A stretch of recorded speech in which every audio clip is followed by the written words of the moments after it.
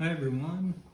In this video I'll be going over 2.1 and 2.2, but first just to explain things a bit, this is the course notebook. You can buy this at the bookstore. It's like 25 bucks, 30 bucks, or you can print it out yourself. It's a PDF, totally free on Canvas. You can go to Files on Canvas and then I think it's called Packet or something under Files. Up to you. I like writing things out. I encourage you to write things out, but however you want to accommodate this book is fine. If you just want something that's bound like this, you can go to the bookstore and get it. Like I said, it's like 25 or 30 bucks. Or if you have a printer, you can just print from the PDF that you can get totally free. You can download the PDF, obviously, and if you have some like e-reader type of computer, feel free to use that. Up to you. You open it, there's a list of sections, and it kind of gives the exam 1 breakdown, the exam 2 breakdown, exam 3, and so on. Let's see. Yeah, so that's what we're looking at with this notebook. The idea is I'm going to go through problems on these videos and I'll leave it up to you. You'll find your best way of doing this, but I encourage you to kind of pause the video at times and then work on the problem related to the one I just did. So I won't do every single problem in the book, but I'll kind of leave certain ones open for you to work on. But decide which is best for yourself, of course. You know, you can watch the whole video and then go back and work on everything. You can pause as you work, whatever. Might be a good idea to also kind of have the homework going if you're watching the video. So you might be on WebAssign at the same time that the video is going on, or that you're taking notes or what have you. All right, so I printed out the first page actually, but you would just turn the page again just so we can have some color on this one. But here's what the first page should look like. 2.1, this is about a preview of calculus. So there's essentially two pillars of Calc 1. There's the derivative and there's the integral. And this first pillar, this derivative, is what we're going to really focus on eventually first. But we have a preview of calculus first, even before that. So if you just think conceptually about driving a car or being driven in a car or being in a bus or whatever, and you look or you think about your average speed would be however far you went in total, so the total distance, divided by the total time that it took to go that distance. So for example, if you go 100 miles, and let's say that took you 2 hours, we would call that 50 miles per hour. So that would be your average speed for that trip. There may have been times when you were going slower or faster than 50, of course, but if you were to be going just 50 the whole time, you would have gotten there in the same amount of time. That's what the average means. So you probably were stopped sometimes, or going 80 maybe even sometimes, but your average was this 50. The derivative, and that's really what 2.1 and chapter 3 are about largely, tells us more. Really what we want to learn from the derivative is what's going on instantaneously. So this is over a 2-hour period, right? We have this average, but what about what was going on at a specific moment in time? How do we know that? How do we figure out what was going on at a specific moment in time? Not just over some 2-hour time interval, but what about more specifically what was going on at like second 1.6, right? Or something very specific. So what we're going to do is eventually differentiate between what's called a secant line, and that's this blue one. So the line that contains these points P and Q, this is on this quadratic curve, by the way. So this would be a secant line. And that's a line that intersects the curve at least twice. This red line is what we call a tangent line. And this would intersect the curve exactly once, or at least once, really. But the important part is that it would share the slope of the curve at that instantaneous point. So if this is a record of your distance, and this is a record of time, the slope of this red line would be your instantaneous rate of change, or your instantaneous speed maybe, at a specific moment in time. This slope of the blue line here, the slope of that line would be something more like the average that I calculated before. So over some time interval, we have some average, some slope of an average line. But what about what happens specifically at this point, right? How do we know exactly how fast you're going now? If you've ever thought about that, it's kind of, there's something to be done there. There's a problem there. How do you know how fast you're going now?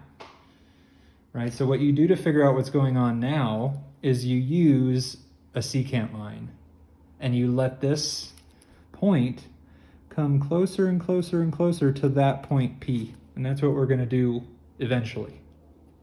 All right, we're not there yet. So I have the definitions for you of secant line and tangent line down here. Okay, so just to summarize, this would be your average speed if this is a kind of distance time curve. And this red line would be your instantaneous speed at this point P. So this would be like your speedometer, and this would be your average here. So let's try a problem. Here I'll actually walk us through one. So what you're supposed to do with these videos is kind of watch them and then discuss questions that are arising in your mind as you watch them. So you could pause and then say, hey, I don't know what he meant at this time. You could like timestamp it even in your question and say, hey, what did he mean by this at this time? Or you could just say, hey, I didn't know what he was talking about, and then I found this link. And you could paste a link in the discussion, and that could be your contribution. It could be, you can even say, hey, they're offering counseling services today at noon, and you could post some information about that, and I think that's helpful in the discussion even. You can do that. So please do discuss these videos. Let's see what this problem says. It says, find an equation of the tangent line to this cubic function at this point 1, 1. So we're talking about, here's our cubic, x cubed, and then here at this point 1, 1, what the question is basically, what is the rate of change of the function, x cubed, exactly when x equals 1? So basically, what is the equation of this line, the line that is tangent to the curve at x equals 1? So we basically want to know this. So as you know, straight lines involve a slope and a y-intercept, just those two things. So let's talk about the slope first. So here's a point, but if I were to find another point on this line, then I could find the slope between those 2 points, but I don't know the equation of this line. Right? So to learn the true rate of change exactly at this moment, what we do is we select a point that is close to the point P, and this is the point P, by the way, as mentioned in here. I'll let you read this for yourself. So what we're doing is we're selecting a near point. I'll call that point Q. And that's just at some location X. I don't know where, just some arbitrary location X. How do we get the output for this function? Well, if it's on the function, we take X and we cube. So X cubed. So these can act as our 2 points. And then what we're going to do eventually, this is down the line, is we're going to let this point mathematically approach this other point. As that mathematical approach occurs, as this point mathematically, I mean just numerically, I don't mean really geometrically, like it's a moving point. We're numerically moving this point closer and closer to this one. The slope of this secant line, the line connecting these 2 points, is going to approach the slope of this tangent line. And that's the important sentence right there. So as this point, Q, approaches P, the slope of the line connecting those 2 points approaches the slope of the tangent line exactly at P. Okay, so what we want to do is find the slope between these 2 points. So maybe I'll draw this secant line for us in blue, like we had on the previous page. Okay, so here's our point Q. I'll call this my first point. So this will be x1, y1. This will be x2, y2. So if you want to find the slope between those 2 points, you could call that the slope from P to Q. You would have y2 minus y1, right? y2 minus y1 over x2 minus x1 from algebra. And that's exactly what I have here. Okay, so here's y2 minus y1 over x2 minus x1. This is the slope of the line connecting this point P to this general point Q, right? To some general point Q. So we're getting a general slope, but we want an actual number. Okay, so the technique, and we're going to use this technique kind of a good amount coming up. It's the numerical approach, and I'll just say it here, the numerical approach. How do you spell approach?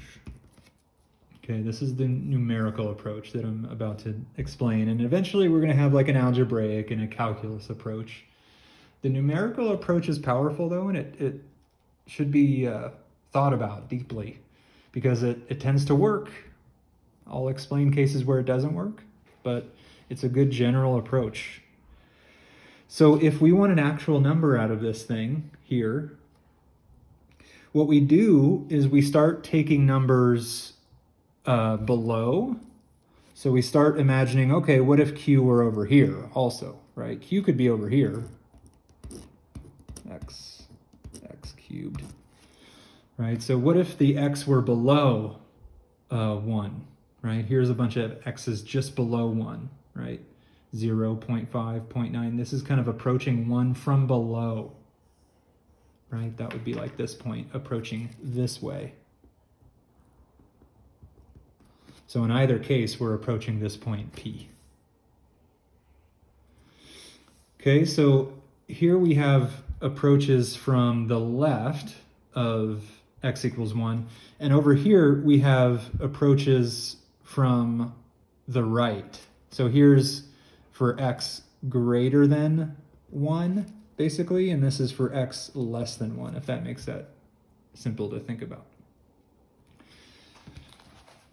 Okay.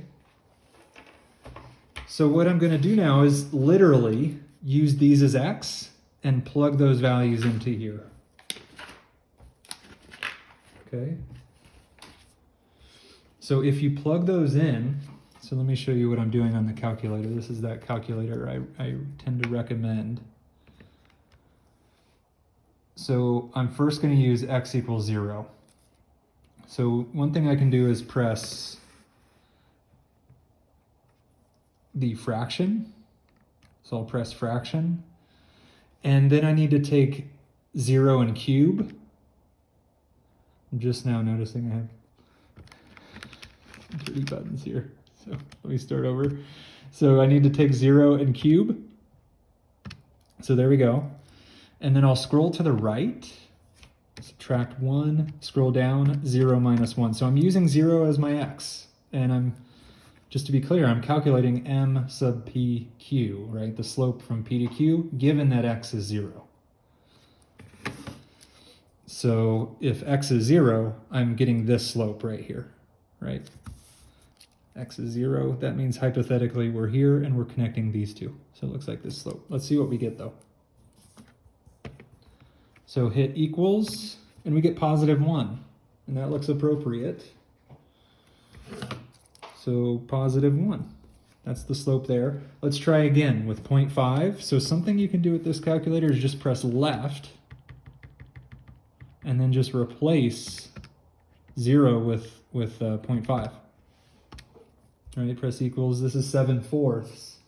That's the same. If you press S to D here, it'll change it to a decimal. So you can toggle between different forms of exact, really. This is the fractional form, this is the decimal form. So maybe I'll write 1.75.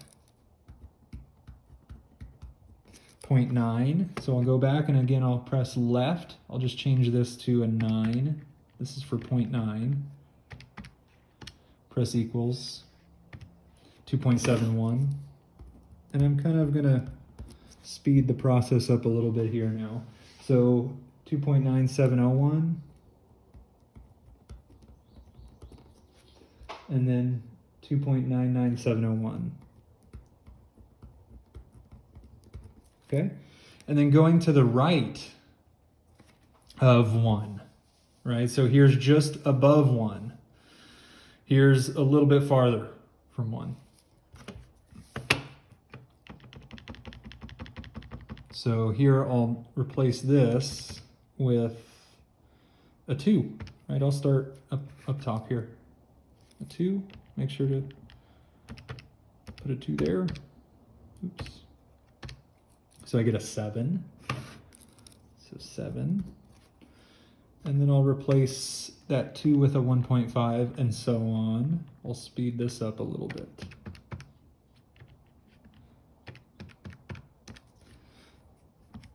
So 4.75 and so on.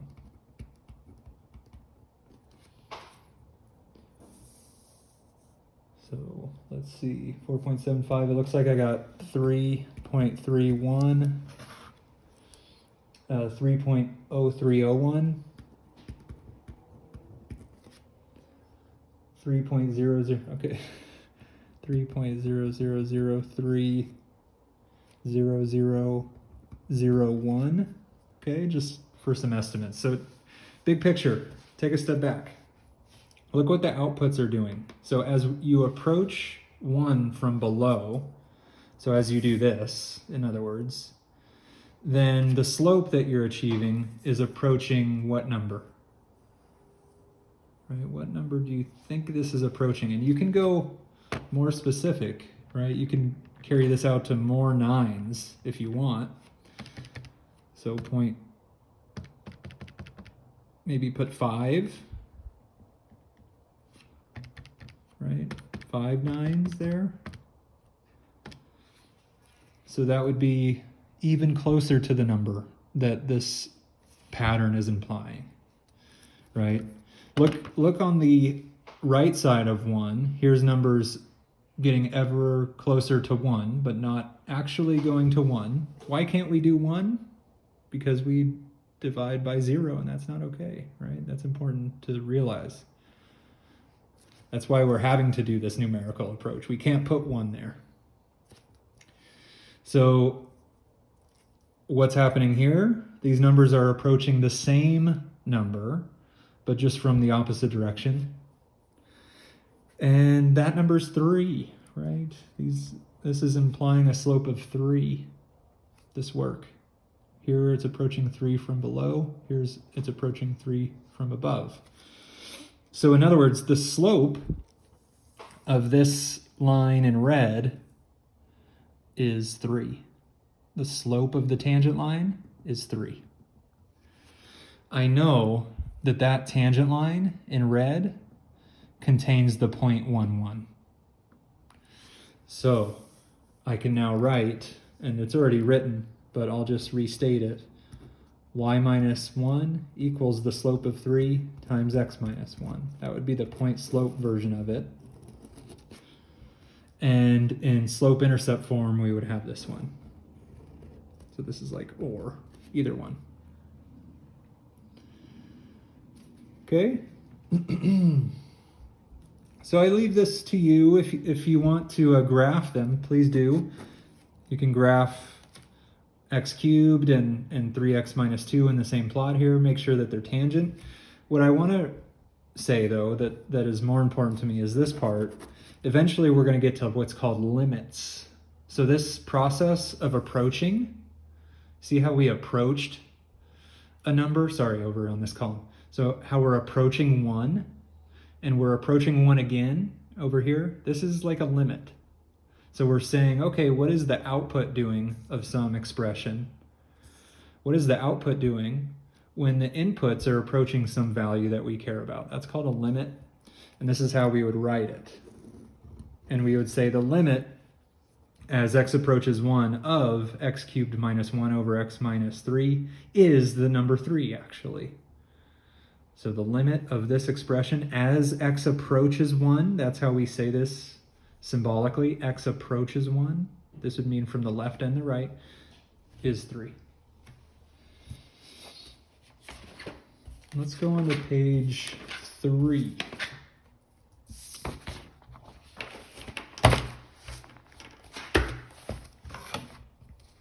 So here's one that's maybe kind of interesting. So first of all, it says in science we often are working from data rather than having explicit equations that describe what we happen to be interested in at the moment. So we don't often have formulas and equations and stuff. We often have numbers, like data like this, and we're just trying to make sense of it, right? So when you are getting your pulse taken, how does that thing know what your pulse is now? Or now? Or now? How does that thing know what's happening now? Right? They put that thing on your finger, and then it tells you your pulse and your blood oxygen, that pulse oximeter. How does it know exactly what's going on? Well, it looks at a range. It looks at a little range around now, and then it estimates what's happening now by using that range around now. Okay, and that's what we're going to do here. It says a cardiac monitor is used to measure the heart rate of a patient after surgery. It compiles the number of heartbeats after T minutes. When the data in the table are graphed, the slope of the tangent line represents the heart rate in beats per minute. Okay, so we're counting heartbeats up to some number of minutes. Right, someone could do that. Just kind of sit there and say, okay, here we have this many heartbeats at this many minutes. Here we have this many now at this many minutes, and so on. So if the monitor estimates this value using a secant line, it says use the data to estimate the patient's heart rate after 42 minutes using the secant line between the 2 points with the given values of t. So we're trying to learn something exactly at 42 minutes by using some times and some information around 42 minutes. Okay, so for part 1, and using this point that's implied, right? We have a point t, that's kind of like acting like x. And then we have this other point, kind of acting like y, but it's really heartbeats. So maybe like h, so 2,530. And then maybe I'll select this other point. So that's this one. And then maybe I'll select this one over here, right? To learn something about what's going on at 42, I'll select an interval around it. And it's not a giant interval, it's only 6 seconds to estimate what's going on at 42. And we can do this several times. So I'll use this other point, 42, 2948. So in other words, the slope of the secant line that connects those 2 points, and I'll just denote it that way. I'll go ahead and say that this is my second point. So this would be T1 and H. Well, I guess I'm saying T2 and H2. And this would be T1 and H1. So we would have H2 minus H1. So in other words, 2948 minus 2530. So we're using this average. So 42 minus 36. So we get about, well, we get exactly 69.6, and that 6 repeats forever. And this would be heartbeats per minute. So BPM. Okay, so that's just an average from 36 to 42. Let's do another one. So let's select, maybe I'll do a different color. Let's get a little closer to 42. So maybe I'll select this one and this one this time. So I'll start to kind of inch my way towards the moment I care about. So using those two, I would have the point 38 and 2,661, and still the point 42, 29, 48, the point I kind of care about, the moment in time I care about at least. So the slope of the secant line would be, so if I just define these again. All right, restarting, sorry about that, phone issues. But calculating this one, we get about 71.75.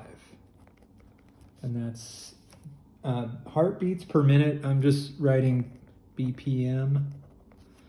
Okay, so just continuing. Maybe picking just the next logical point. Maybe this one and this one, right?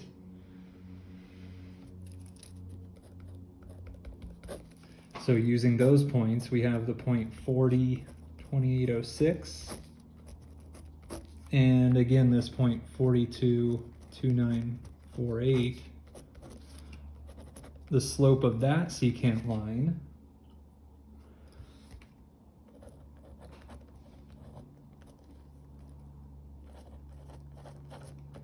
and then divided by just 2 this time, but 42 minus 40. And that heart rate, that would be an average heart rate, right, from this 40th second to the 42nd second, would be 71 PM. And then maybe I'll do a fourth one following this one. So I've kind of color coded these, just so you know,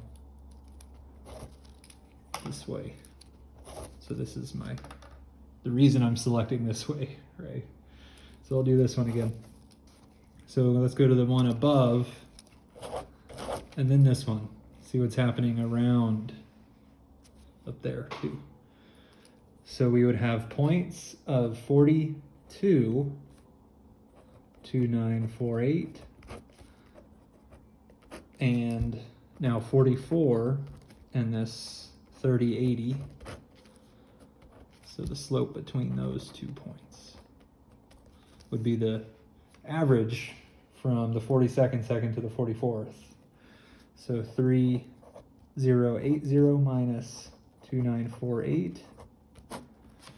Rise over run. That's what we're doing over and over here. So that would approximate, or I guess come out to 66 BPM.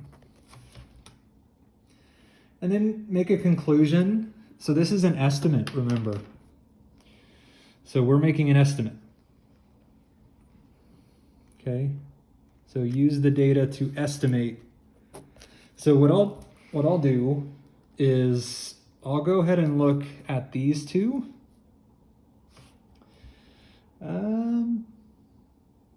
Yeah, am I happy with that? Yeah, I'll just look at these three, I guess. I'll look at these three for my estimate for some reason, okay? So for my estimate,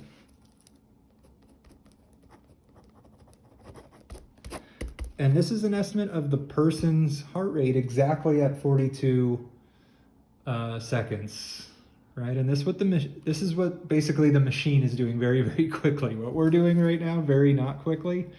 The machine, that's how this thing is updating your pulse. It's looking around the moment it cares about it. It's looking around the moment, and then it's updating. Right? It can't look ahead of the moment, of course, so it's looking in the past. So 71.75 plus 71 plus 66 over 3, right? Averaging about 69.58, and I believe that 3 repeats forever, and that would be BPM. Sorry. There's my estimate for that person's instantaneous heart rate at 42 seconds. 42 minutes. I think I've been saying seconds the whole way. Just now realizing that, but same thing. All right, on to, let's see, something totally different. Let's go on to 2.2 now, or else this video will be way too long. So 2.2, the limit of a function. So let's talk about the limit of a function. I was kind of alluding to it previously. We had somewhere over here, I had this language down here regarding a limit. So this is what we're about to get into a little more formally.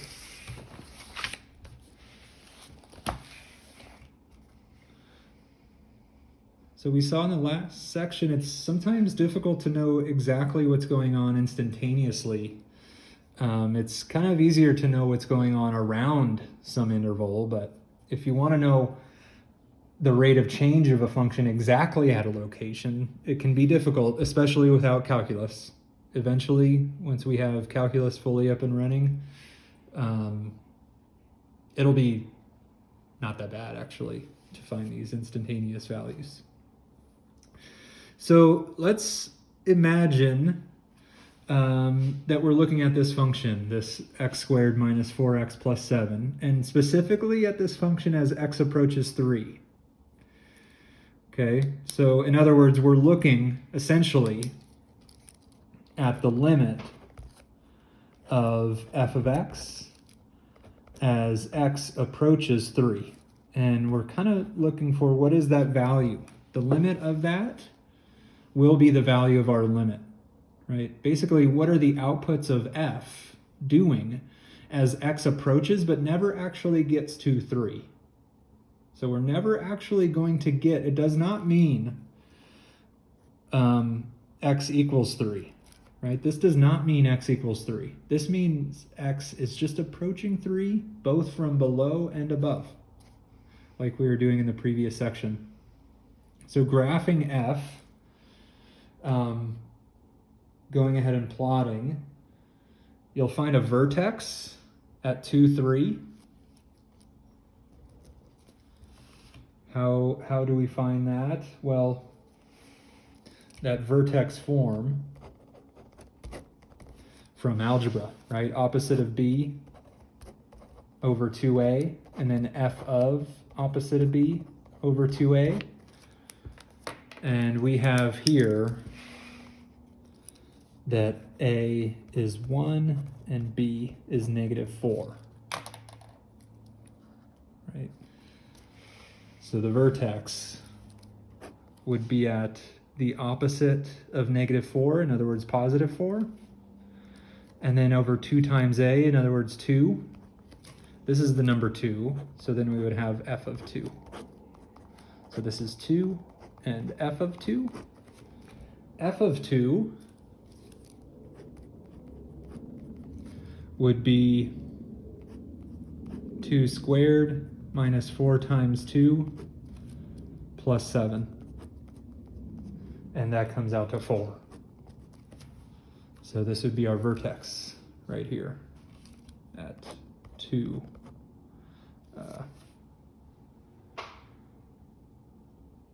Sorry, this would be 3. I wrote that wrong, so check that out. 4 minus 8 would be negative 4, then plus 7, this would be a 3. Sorry. So this would be our 2, 3 vertex like I had up here. 2, 3. So what I'm doing right now is just reiterating some algebra. Please do fast forward if you don't need these reiterations, okay? So, and then finding some other points. 3 would map to 4, and then 1 would go to 4.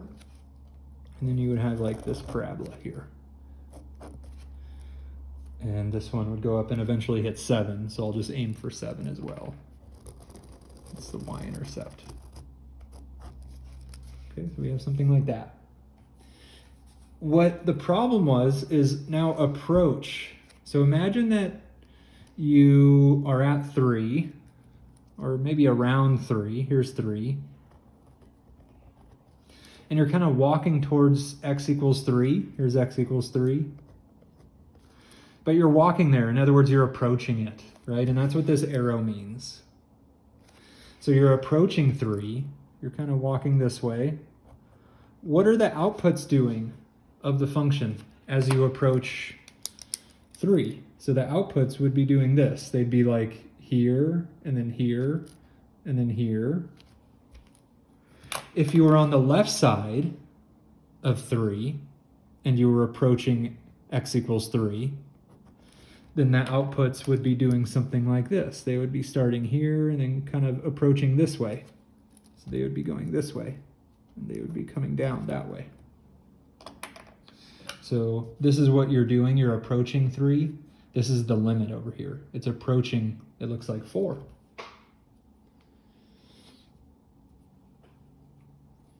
Okay. So this process of approaching and seeing what outputs are doing, this is basically what a limit is. All right, and if you can do this, if you can get a number out of this, then you're great. You have found the limit. So I would be able to say that the limit as x approaches 3 of this function, x squared minus 4x plus 7, literally is this number 4.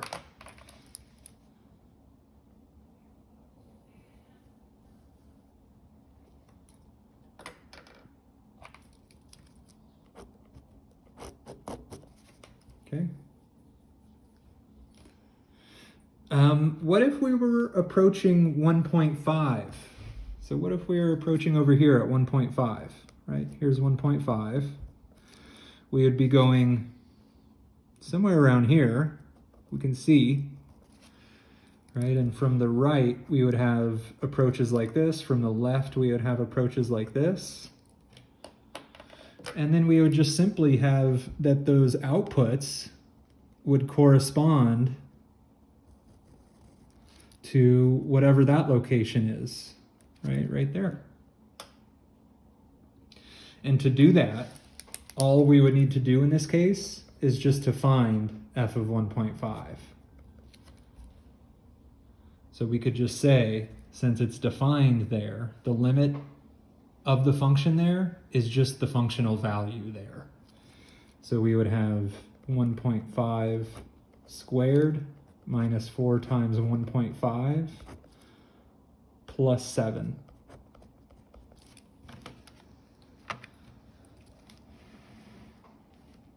So 1.5 squared minus 4 times 1.5 plus 7. 13 over 4, 13.25, sorry, 3.25 in other words. And that's the number that this thing would be approaching in this case. All right? So not every time can you evaluate the function at the number you care about. Right? Just going back for a second.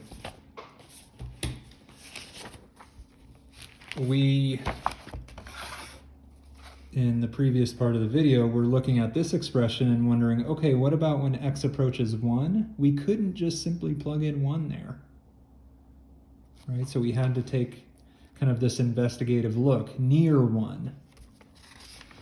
In other cases, like this case, if you can plug in to the expression you care about, right? If this number can just plug in, then the limit is just the output. That's the important thing. If you can plug in and get out a number, that is the limit, okay? So the limit, if I were to rewrite this other problem, the limit as x approaches 1.5, right, this other one that we were talking about here, of this same function would be this 3.25, right? That would be the limit.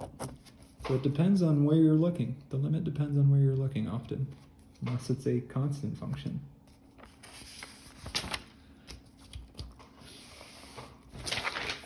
Here's a more in-depth table, okay, that goes into these outputs and inputs. And eventually we do come to this conclusion that the limit is 4.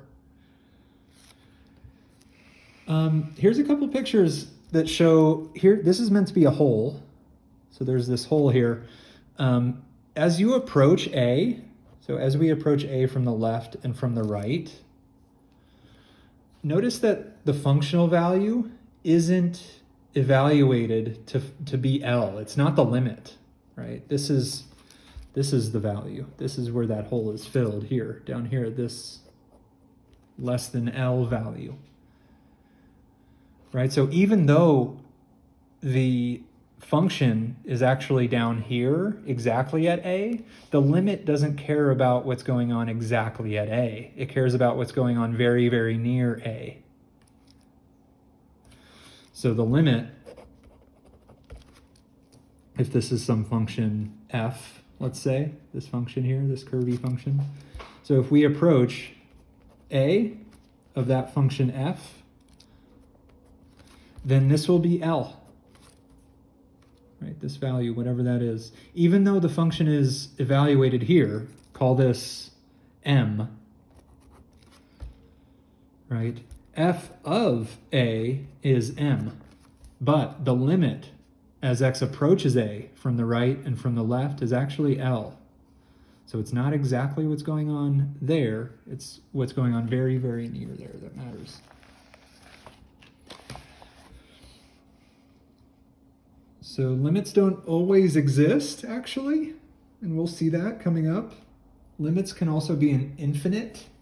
So they can be infinite negative, they can be infinite positive, they can be 0. They can be any real number also. So you can have a limit that does not exist. I'll talk more about that in a moment. You can have a limit that is 0. Those are two totally different things. You can have a limit that is infinity, positive or negative. And you can also have a limit that is any real number. So what if we're asked, what is the limit of this expression here as x approaches 2? So the first thing you should do, so this is important, I'll put a star next to it to show that. So first thing is plug in. Plug in. So plug in the number always. And if you get a number out, you're done. That's the limit. But notice when we plug in a 2, what do we get here? We get 2 over 4 minus 4. So that's like, quote unquote, 2 over 0. Right? And that's not okay. Not okay. So we are not done. If we got a number out like 6, then we'd be done. That's the limit. But since we got not a number, we did not get a number, we need to do this numerical approach.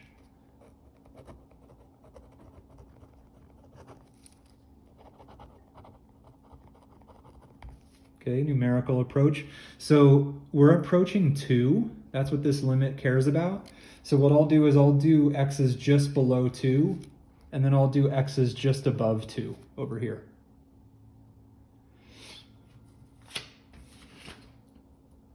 So maybe 1.9, and then 1.99, and then 1.999, kind of approaching 2, if you can get the drift here. We're just getting closer and closer and closer to 2, because we can't actually plug into, because there's a mathematical error there. So plugging in. So what I'm doing is now using these as my inputs into this expression. So fraction 1.9 over 1.9 squared minus 4. This is my first output. About negative 4.871794, and then this line over it means that that's a repeating block. For our purposes, I'm just going to say negative 4.87 and then just dot, dot, dot. Okay. Now I can go back, add a 9, right? Get closer to 2. I'm pressing S to D again here to go from exact to this decimal approximation. So this one is about negative 49.87. And then I'll just say a bunch of stuff after that. And then just to fast forward a little bit, we'd have negative 499.87, blah, blah, blah. Negative 4,999.875, blah, blah, blah. Negative 49,999.875, dot, dot, dot. Okay, stuff like that. For just above 2,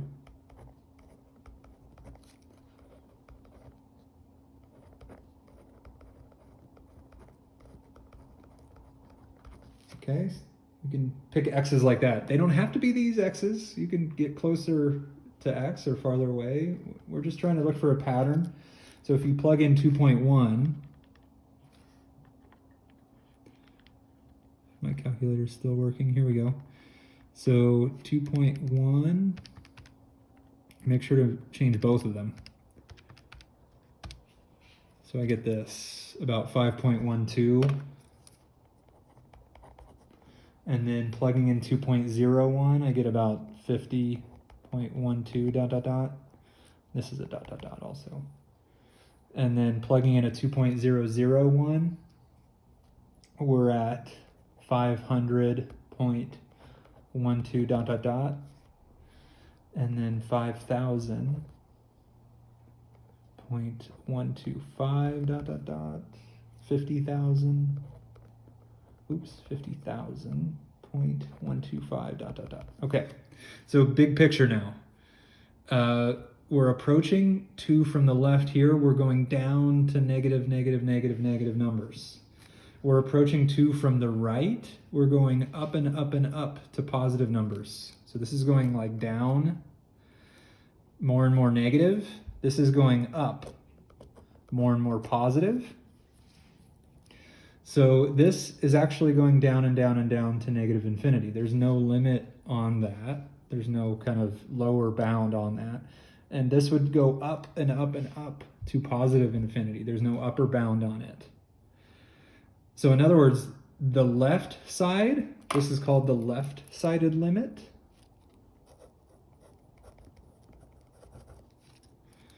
This is called the right side, for obvious reasons, right? When they don't agree, right? Notice these do not agree, then the limit actually doesn't exist. So if the left-hand limit and the right-hand limit don't agree, then the entire thing actually doesn't exist. So the answer, quote unquote, would be DNE. The limit actually doesn't exist because both sides don't match up.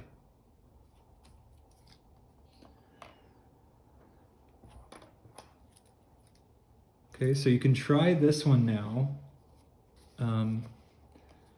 just to set you up for success. You can maybe choose t's like this.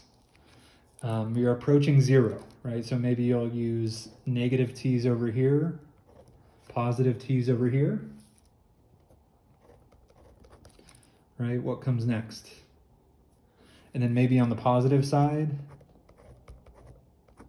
right? And what comes next? Okay, so I'll do this problem later, and then I'll post the key alongside the video. So you can come back and look at the solution to this, but I'm expecting you to either pause this video now and do this problem or come back to it later. Okay, so I'm going to move on for now. Let's look at example 3 on page 9.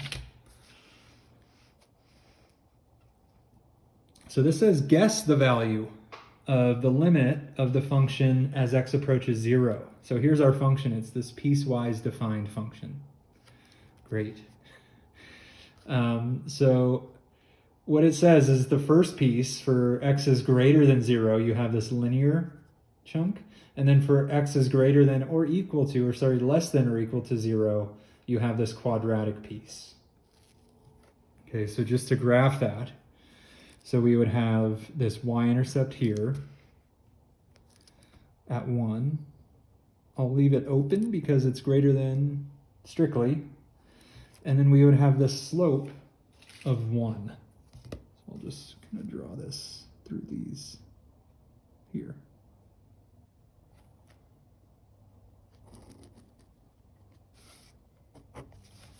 So that's for the first piece. And then on the other side, we would have this y-intercept of -2, but actually filled in because it's inclusive. And then we would have this quadratic. So maybe if I just look at -2, plug in -2, you'd get -4 minus 2, so -6. So at -2, I'd be down here. So you'd have a quadratic, something like this is our graph, the piecewise. And the question is, what is the limit as x approaches 0? So when you have a question like this, okay, so let's zoom in on this. So this is a double-sided limit, which means we need to approach 0 both from the right and from the left. So I'm thinking of approaching 0, here's 0, this way along the function and this way along the function. So if I approach from the left first, I'm on this piece. So on the left, the limit, and I'll write some notation here. So the limit as x approaches 0, and then from the left is going to be our notation for from the left. Here's this, what's called a superscript. And then if I have just f, so this all read out means the limit as x approaches 0 from the left of f of x. So that means I'm approaching this from the left. So that looks like what? -2, right? As I approach 0 from the left, I'm going down to values like this. What about the limit as x approaches 0, and now this other notation would mean from the right? So if I approach from the right, from this way, I'm now traveling along this piece of the piecewise function, and that means I'm actually being brought up to +1. Okay? Since -2 does not equal 1, the left-handed limit does not equal the right-handed limit. So the double-sided limit, and that's what this is,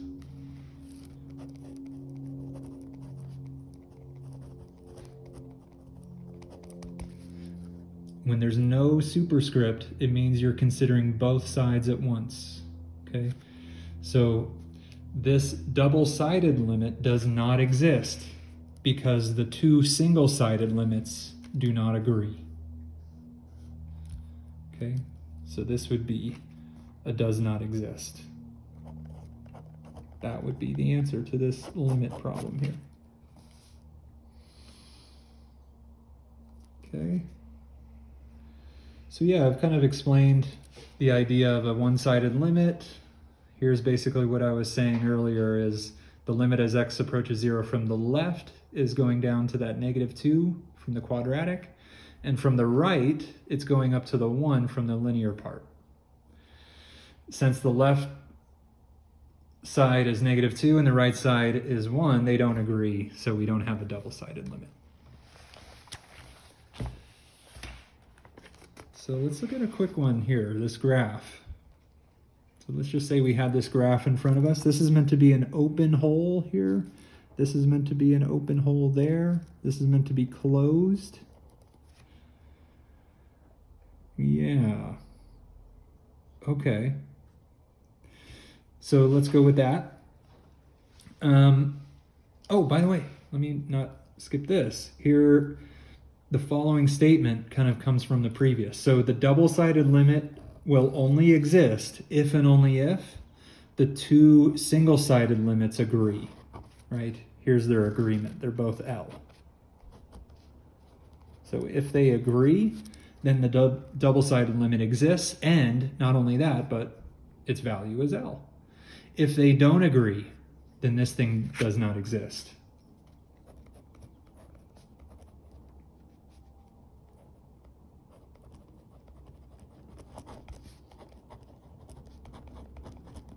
Okay, so let's look at this one.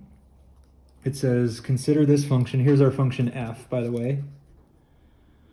And we're supposed to find the limit as x approaches 2 from the left, right? That little negative symbol actually just means from the left.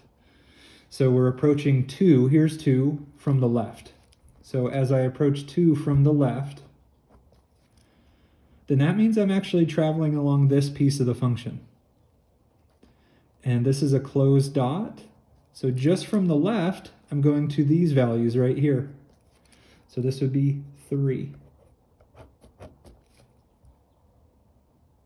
Right? So as I approach 2, right here, I'm approaching 2 from the left, just from the left, and it equals 3. So there's that single-sided limit. What about 2 from the right? So if I approach now 2 from the right, now I'm using this path, basically, if you want to think of it that way, and I'm approaching values like +1. Right? So as I approach +2 from the right now, I'm actually approaching values like +1. So what about the double-sided limit? So if the left-handed limit equals 3 and the right-handed limit equals 1, what about the double-sided limit? It does not exist. They need to agree for the double-sided limit to exist. F of 2, so part 4, just saying what is f of 2. So at 2, f of 2, so 2 actually gets taken to 3. Right, that's where we have this closed dot. So that's just the function value there.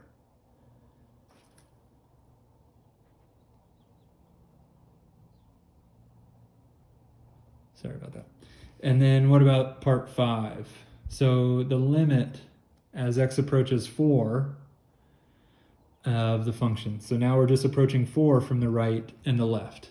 So now if we approach 4, so now I'm kind of doing this, but on the function, right? So I'm approaching 4 from the left, and we're getting outputs like 4. From the right, we're getting outputs like 4, right? So even though there's no function value there, the limit still would be producing numbers like 4 near there.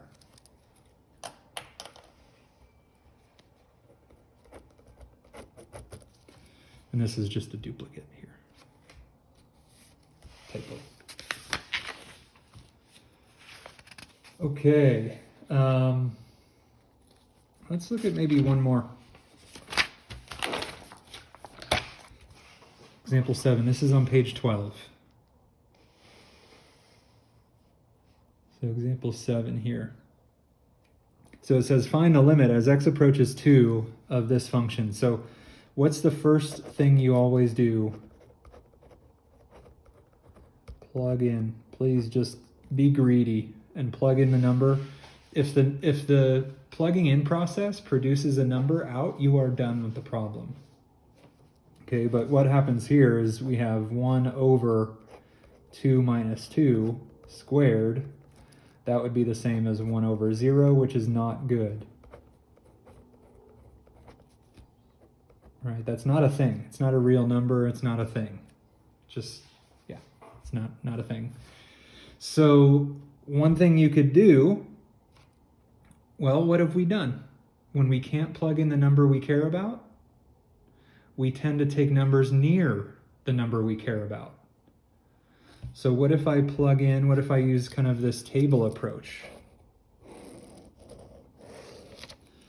And I say, okay, what about for x's just less than 2? And what about over here for x's just greater than 2, right? You can do this. So maybe 1.9, 1.99, 1.999. Right? This is where you can actually do this on your own. I didn't give you the table, but this maybe is that numerical approach. So fraction 1 over parentheses, and then we're squaring that. So we have 1.9 minus 2, 100. Okay. So by the way, these are the function values here. Not so beautiful table, sorry about that. So 100, let's make that 1.99. 10,000.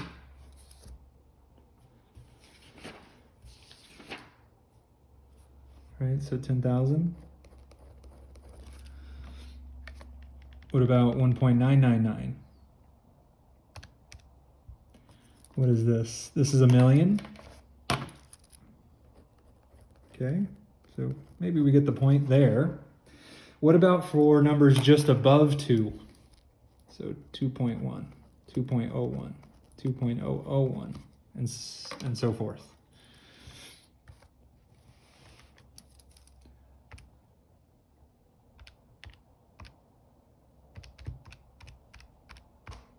Okay, 100. The same numbers. Why are they the same numbers? Oh, I shouldn't have done that. So take my word for it. Same numbers. It's an even function, right? Okay. When that is occurring, notice what's happening. This thing is going up and up and up to positive infinity. This thing is going up and up and up to positive infinity. If you imagine the graph, we'd have this vertical asymptote at positive 2, and then we would have this graph. Right, so as you approach 2 from the left, you're going up and up and up to positive infinity. As you approach 2 from the right, you're going up and up and up to positive infinity. So if they agree, right, which they do, from the left we're going up to positive infinity, from the right we're going up to positive infinity, then that's your limit. Okay, so this one, the limit is positive infinity. So I'm going to stop there. Please work on the other problems and then check out the key that I attach next to the video. And again, please engage in the discussion under this video, under each of the videos throughout the term. Okay, have a good one. Talk to you next time.